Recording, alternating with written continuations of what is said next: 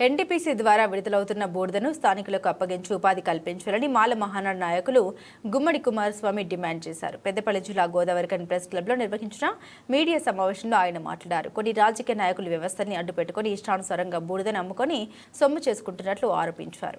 మేము అడ్డకున్నలకు హెచ్చరిక పట్టాలు ఇచ్చినటువంటి ఒక విధము, అదేవిధంగా pension scheme coal mine workers తీసుకొచ్చి కార్మికుల స్థాయిలో స్థిరస్థాయిగా నిలుచుకున్నటువంటి మహానేత వెంకటస్వామి గారు, ఆయన వారం తెలిసి రావాలని మేము చెప్తున్నాం. ప్రజలకు మేము ముఖ్యంగా ప్రజలకు జవాబుదారు కాబట్టి ప్రజలకు కృతజ్ఞతలు.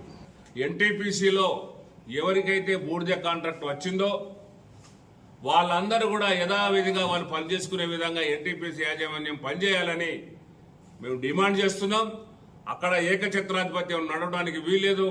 అక్కడ ఉన్నటువంటి ప్రభావిత గ్రామ ప్రజల నిరుద్యోగ యువతకు ఆ బూడిద అమ్ముకునేటువంటి అధికారాన్ని మరి ఇక్కడ ఉన్నటువంటి అధికారులకు కల్పించాలి. ఎన్టీపీసీ యాజమాన్యం దానికి తక్షణమే సరైనటువంటి చర్యలు తీసుకోకపోతే మేము దీన్ని తప్పకుండా న్యాయస్థానంలో పోరాటం చేస్తాం. వారు ఎవరైతే నిర్వాసిత గ్రామాలు ఉన్నాయో అక్కడ యువతకు చెందాల్సినటువంటి మరి ఈ బూడిద వ్యాపారం కేవలం కొంతమంది గుప్పిట్లో పెట్టుకొని పోలీసు అధికారులను దగ్గర పెట్టుకొని ప్రభుత్వ పోలీసు యంత్రాంగం ద్వారా భయభ్రాంతులకు గురి చేస్తూ ఒక అప్రజాస్వామికమైనటువంటి వ్యవహారాన్ని కొనసాగిస్తున్నారు. దాన్ని మేము తీవ్రంగా వ్యతిరేకిస్తున్నాం. ఈ యొక్క చీకటి వ్యాపారాన్ని బట్టబయలు చేయాలి. రాష్ట్ర ప్రభుత్వం వెంటనే దీనిపైన కేంద్ర రాష్ట్ర ప్రభుత్వ విజిలెన్స్ సంస్థలు మరి నిఘా సంస్థలు ఏం చేస్తున్నాయని కూడా నేను ఈ ప్రభుత్వాన్ని మన నిఘా సంస్థలను అడుగుతున్నా మీ ద్వారా. తప్పకుండా ఇలాంటి అక్రమాలకు ఎవరు పాల్పడ్డా మేము చెప్తున్నాం, వారం రోజుల్లో ఈ యొక్క బూడిద దందాపై చర్య తీసుకోకపోతే ప్రత్యక్ష కార్యాచరణకు మేము పూనుకుంటామని కూడా ఈ సందర్భంగా చేస్తున్నాం. దీనికి మాత్రం వెనక్కి పోయే సమస్య లేదు.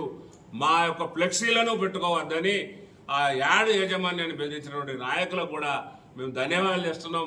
రేపు మీరు ప్రజా జీవితంలోకి వస్తారు, మరి మీకు భవిష్యత్తు ఉంది అని మీరు అనుకున్నప్పుడు మీరు ఇలాంటి వివాదాలకు కేంద్ర బిందువు కావద్దని కూడా ఈ సందర్భంగా హితవు చేస్తున్నా. ఇది సరైన సంస్కృతి కాదు, సరైన పద్ధతి కాదని కూడా ఈ సందర్భంగా వారికి తెలియజేస్తున్నా. తస్మత్ జాగ్రత్త. ఎందుకంటే మీరు ఒక్కలే కాదు కదా కాంగ్రెస్, మేము కూడా మా రక్తాన్ని దారపోసినాం పార్టీ కొరకు. మీ త్యాగం ఏమున్నది? చీమలు పెట్టిన పుట్టలో పాములు దొచ్చినాయి. ఇది సరైన విధానం కాదు.